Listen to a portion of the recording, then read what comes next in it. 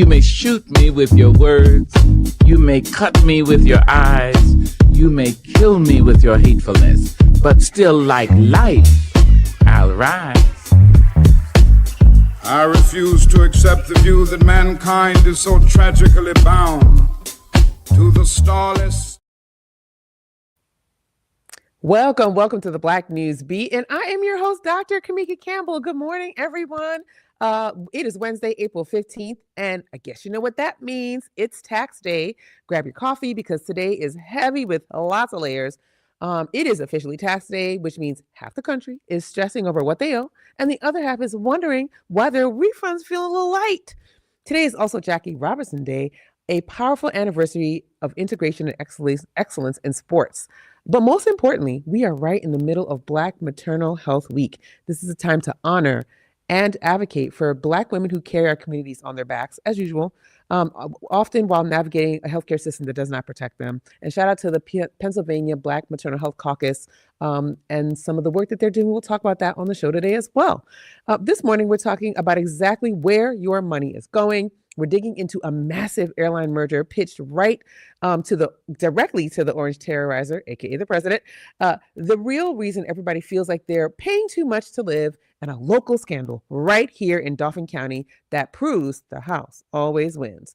Let's sweep these streets. Let's see what's going on in the country and around town.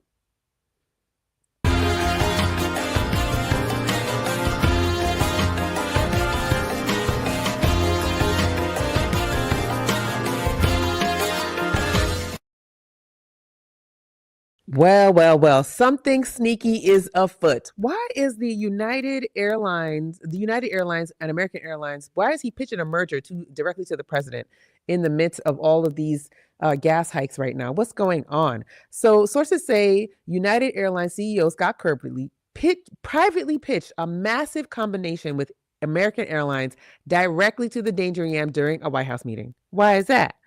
He said it's because the jet fuel costs are going up so high that nobody can afford it from the U.S. and Iran conflict. And that's their excuse to consolidate. Interesting that we would use war as a reason to consolidate. Seems like a lot of people are making money, but not the common man, right? Because when we have mergers that happen like that, it creates something close to a monopoly, even though there are other airlines available. It creates a monopoly on and then drives up prices, right, for tickets. So we should be watching that closely. It's not a done deal. It's not even close to being in effect. But why are we talking that in the middle of this gas crisis? A combination of this would create an aviation behemoth with over $100 billion in revenue. While the administration may be open to it, antitrust experts are warning that this will completely kill competition and drive up ticket prices for everyday travelers who just want to see their families. So what do you all think? Should American Airlines and United Airlines even be talking about a merger? And what would that look like for your family?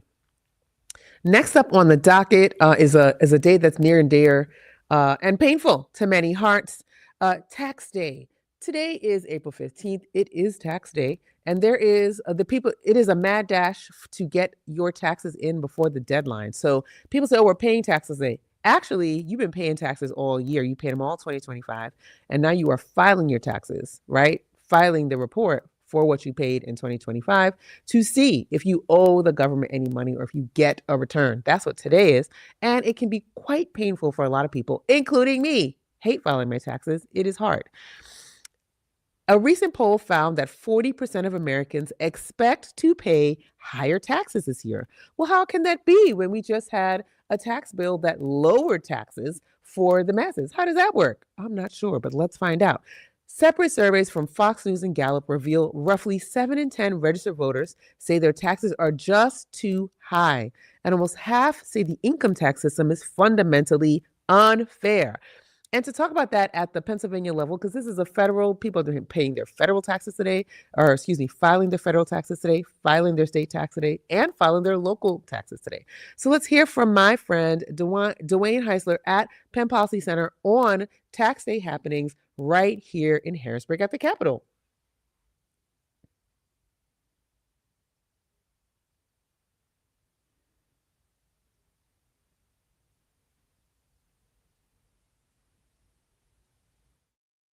believe that a tax system needs to work for everyday Pennsylvanians, wherever you are in this state. And we have some good news. So our organization did some, and we're lifting up some surveys that were done in every single county in the state. I don't care how red or how blue it is, it does not matter. Over 70% of people polled believe that millionaires and billionaires should pay their fair share. Amen. Amen. Yeah. And so we're here to shine a light on it. And there's several things we can do here on a state level to help us.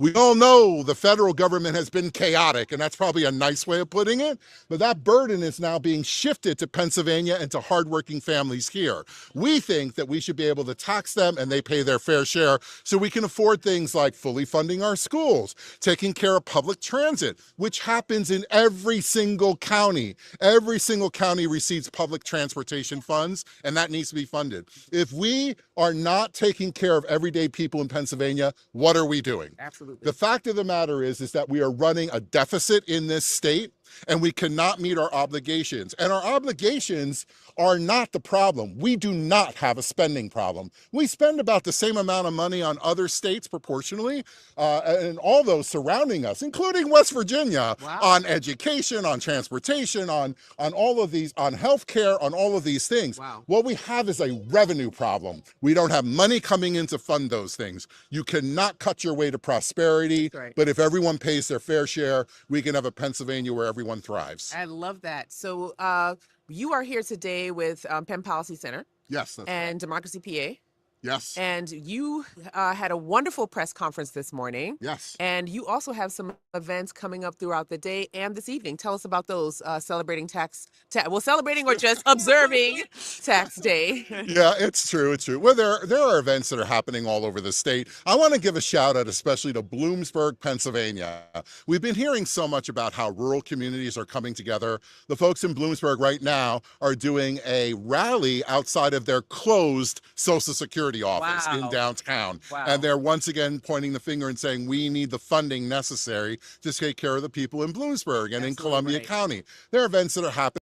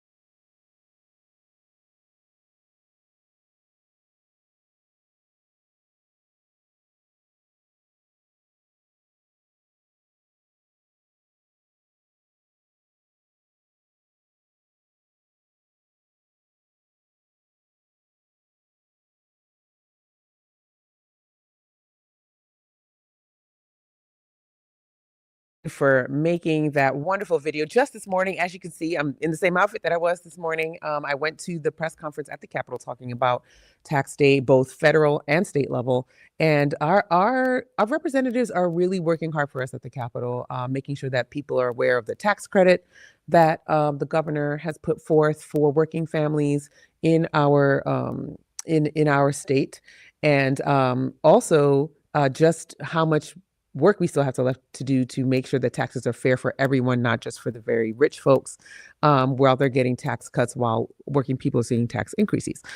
So despite the tax cut legislation enacted last year, regular households are still watching their refunds get consumed by higher prices and inflation. So even though people are maybe getting a refund, it's getting eaten up much faster. It's not that boon that it used to be where you feel very, very happy that you get a refund. A lot of people are not feeling that this year. So the Congressional Budget Office estimates that the largest benefits of those laws go to the wealthiest earners, leaving working families carrying the burden. And that's something that we really want to highlight.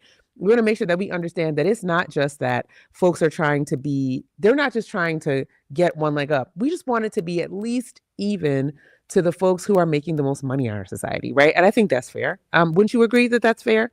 So definitely that's something we want to keep talking about in our work. Yeah. So next up, not only is today tax day, but it is also Jackie Robinson Day. Today is April 15th, officially Jackie Robinson Day, as well as tax day. On this exact day in 1947, Robinson stepped out into Ebbets Field for the first time, right? For the Brooklyn Dodgers, becoming the first African-American to play Major League Baseball, which is pretty awesome. Why does that matter? He challenged long-standing segregation with professional baseball and opened the door for generations of Black athletes to compete at the highest levels. Major League Baseball permanently retired his number 42. No one's had it again.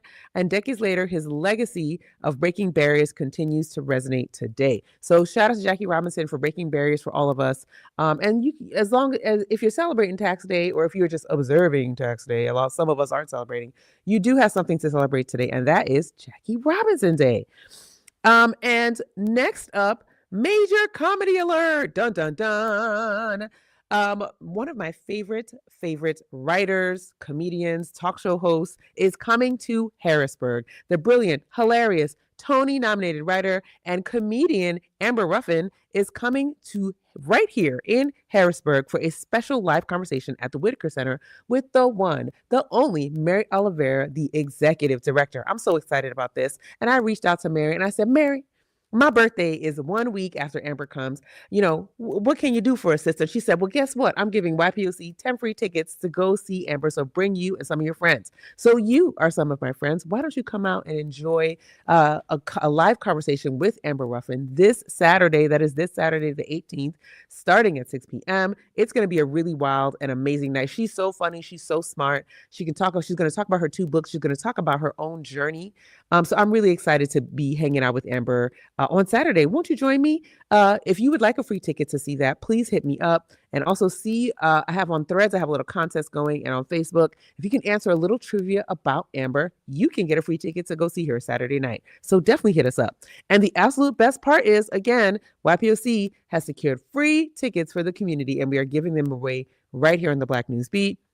So if you need a good laugh, and we all do right now, for sure, make sure and comment. I'll give you that trivia question, and you can get a free ticket to see Amber and to hang out with us on Saturday night. So I hope you are enjoying the show so far.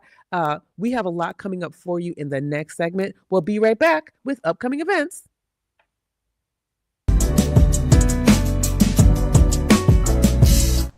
Tonight in Harrisburg, the young professionals of color are honoring Black History Month by looking ahead. Fox 43's Melina Brown has more on the event focused on Black History Month and Harrisburg's future Juneteenth festivities.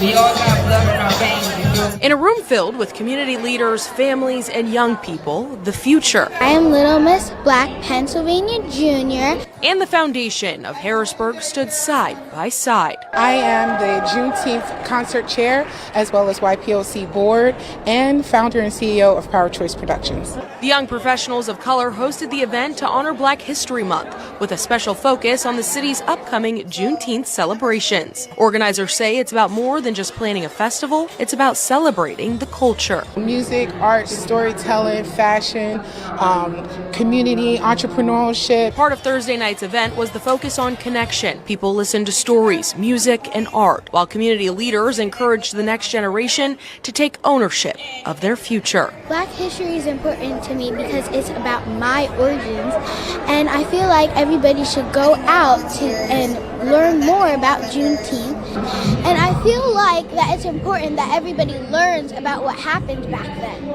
The event highlighted the week-long festivities happening in Harrisburg for Juneteenth, including a parade and a concert open to all. It's a very diversified experience. In a sense, there's not just one genre of individuals. You have older, you have younger. It's family-oriented, it's educational, it's fun. Organizers say events like these help bridge the gap between generations and continue to be a space where history isn't just remembered, but lived, shared, and passed down. It's a great way for us to be able to just celebrate the uniqueness that we share, and where we can have pride in the things that we do, and to give hope and to just stimulate our people with joy, innovation, creativity, and fun. And you know, we like to have a good time, so come to the cookout. Yeah, everybody should probably come out here and, see about Juneteenth. Milena Brown, Fox 43 News.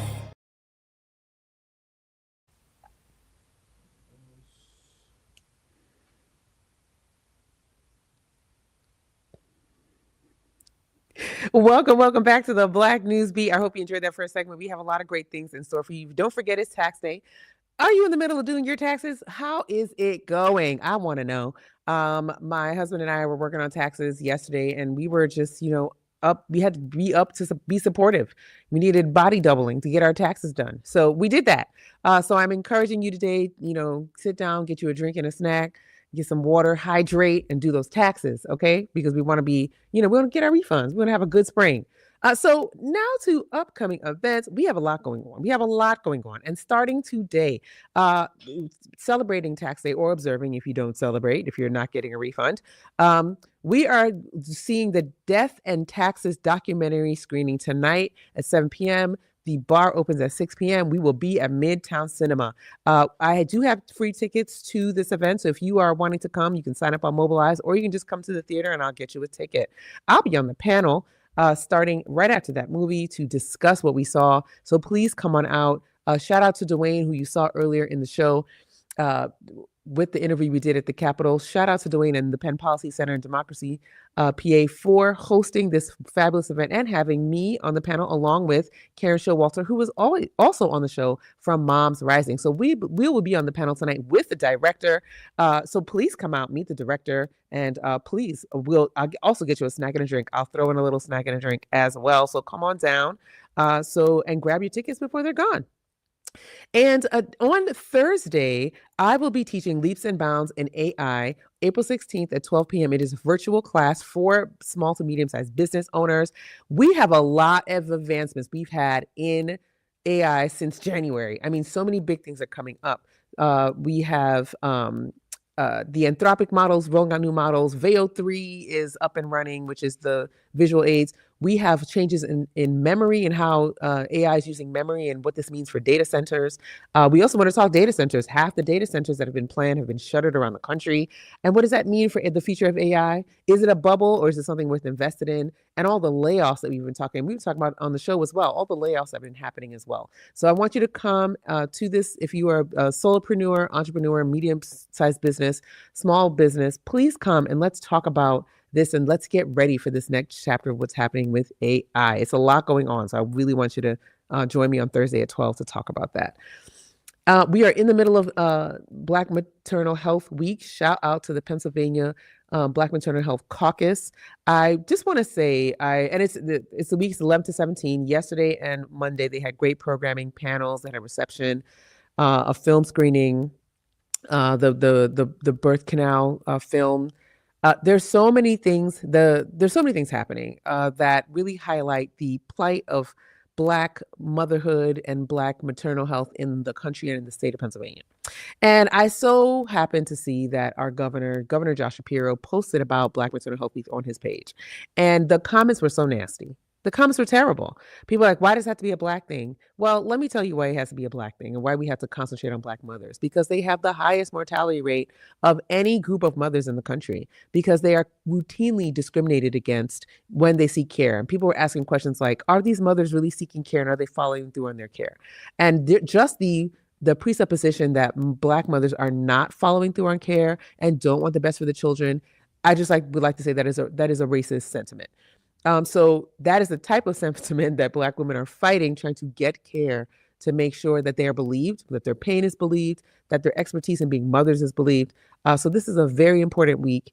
There are so many stories right around our Commonwealth of mothers who die in childbirth, die soon after childbirth, have very large complications with trying to bear their children, trying to birth them. So we have a lot of work to do here in the state. And we'll talk a little bit more about the Momnibus at the end of the show that's being considered right now in our state legislature. And on April the 30th, Black NewsBeat will be at Shippensburg University at Main Chapel. I am so excited about this show. I get a chance to talk to our students at the college level about the amazing work they're doing. And we always say, we believe the youth are the future, but we'll be talking to the future right here, right now, in the present, and watching the great work that they're doing, taking their communities forward. So please join us at Shippensburg, live and in person. We're going to have a lot of people that are going to come out to the chapel, a lot of students. And this is right at the end of the semester, so it's going to be something really fun that you can take part of. So please join us. That's coming up on April the 30th at Main at 6 p.m. And then every single Tuesday, we are at Culture and Commerce Co-working on North 4th Street.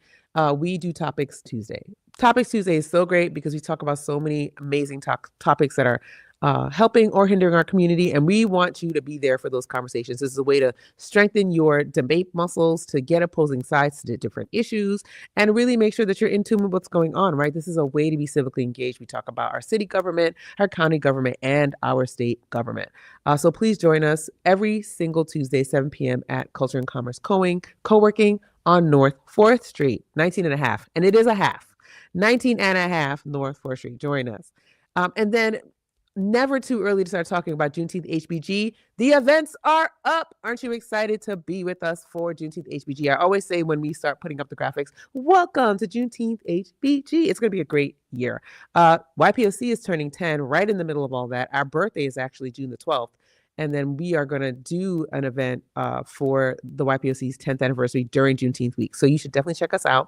And I'll run everything down really quick. And then I want you to visit the YPOC page for more, and also ypoc.org.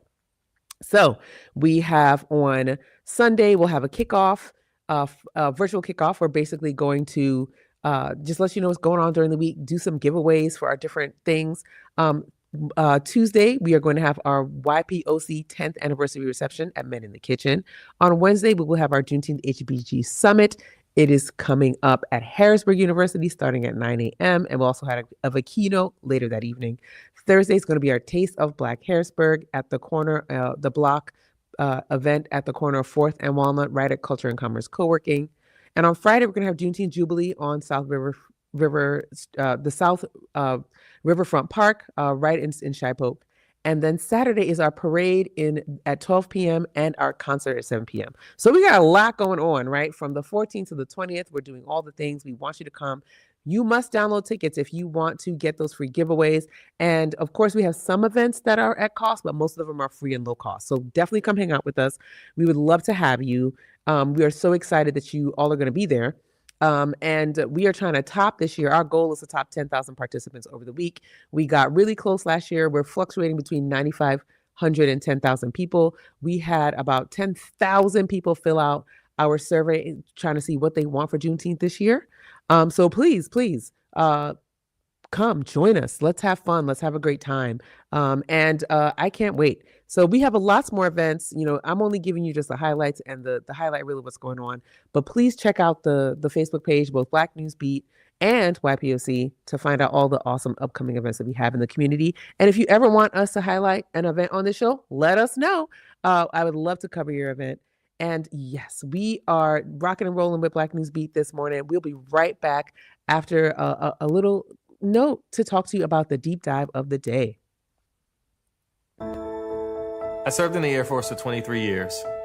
I was proud to stand for my country. But I'm not going to stand for what Congressman Scott Perry is doing in Washington. He's forgotten about us. Perry voted to cut health care that veterans rely on. That's just not right. We deserve our health care, and Congressman Perry is trying to take it away to give more tax cuts to billionaires. That's just cruel. I'm an independent. I care about issues that impact veterans. I wish Congressman Perry would stand with us.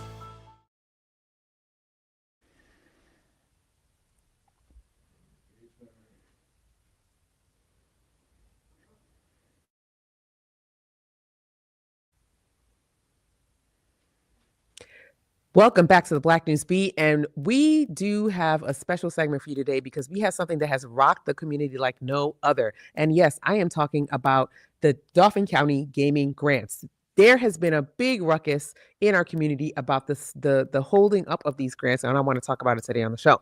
So first, what are even gaming grants? And this is something that I don't think people really understand about Pennsylvania. But in Pennsylvania, legalized gambling and casinos, like our very own Hollywood Casino in Gratz, has generated millions in tax revenue. Isn't that right? Because it's tax day, don't forget. So we're going to talk about the public purse, right? And where these different kind of funds come from and what they go to. So that money is supposed to be distributed back into the community as grants to lower property taxes, fund first responders, and support local nonprofits. But something happened recently that I want you to know about. So last week, the Dauphin County Commissioners actually tabled the award of over $11 million in gaming grants. Commissioner Chair Justin Douglas refused to vote for it, openly citing concerns about how the money is being allocated and flat out stating that there are instances where the funds have been misused because the county lacked a proper auditing process. Dun, dun, dun. So this has angered a lot of people in the community. I've been talking to different business owners. Penn Live has done an expose on this. So Commissioner Douglas's stance is that he doesn't think the gaming money should be going to for-profits. There is provisions of that, but the counties do get to decide how, who, what, when, where, and why this money goes to, and they can pick who they would like. So in talking to several business owners around this, folks are very upset that he is taking this stance that they see as against for-profit businesses.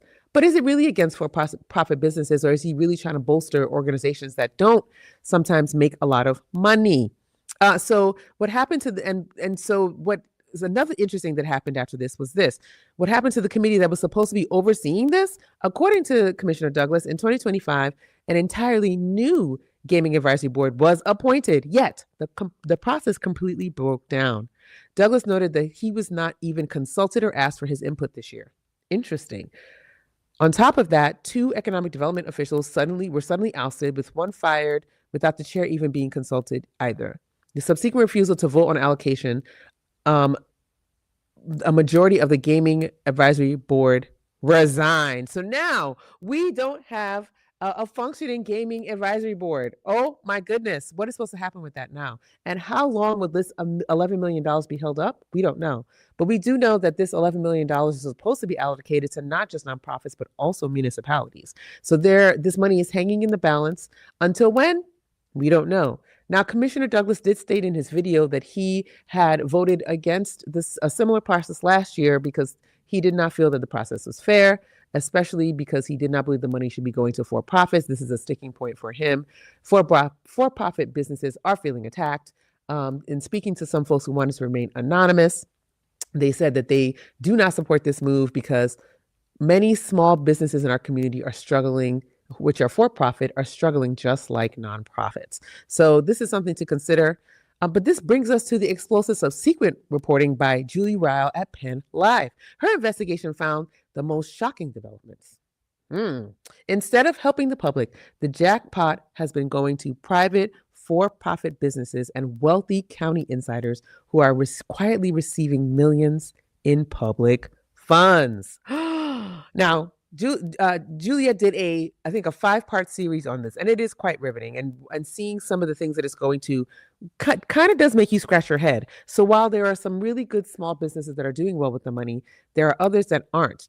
The most salient and shocking point, an ex-NFL player's company was handed $55,000 for a project that has completely stalled out with zero accountability.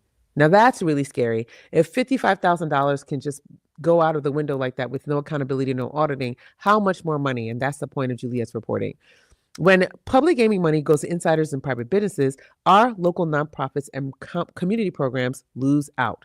The House always wins, and it is time we demand total transparency about who is hitting the jackpot with our community's money. And remember, these are tax dollars. So it's the tax money generated from the earnings that people are winning at the casinos and in gambling. So those dollars are the ones that are being reallocated back to communities like the ones right here in Harrisburg. You can check out some of those sources. Dauphin County, the Berg wrote an article called Dauphin County Tables the Award for Gaming Grants, and Penn Live did a 5-part series. Juliet Real did a 5-part series on who's really getting Dauphin County gaming grants. So definitely check that out. Also check out Commissioner Douglas's comments on not even bringing this up for a vote and what other city and county and other officials have to say about it. And we will be right back with our last lap. We're getting out of here early today. I built my coffee shop from the ground up. Every penny counts. So these tariffs are creating chaos. Coffee beans are imported. I can't afford to pay the tariffs out of pocket. These tariffs have the potential to destroy my business. But Congressman Scott Perry supported the tariffs. They're another tax driving up costs on small businesses like mine to give tax cuts to big corporations and billionaires. Scott Perry should be looking out for small businesses instead of big corporations. I wish Scott Perry was looking out for us.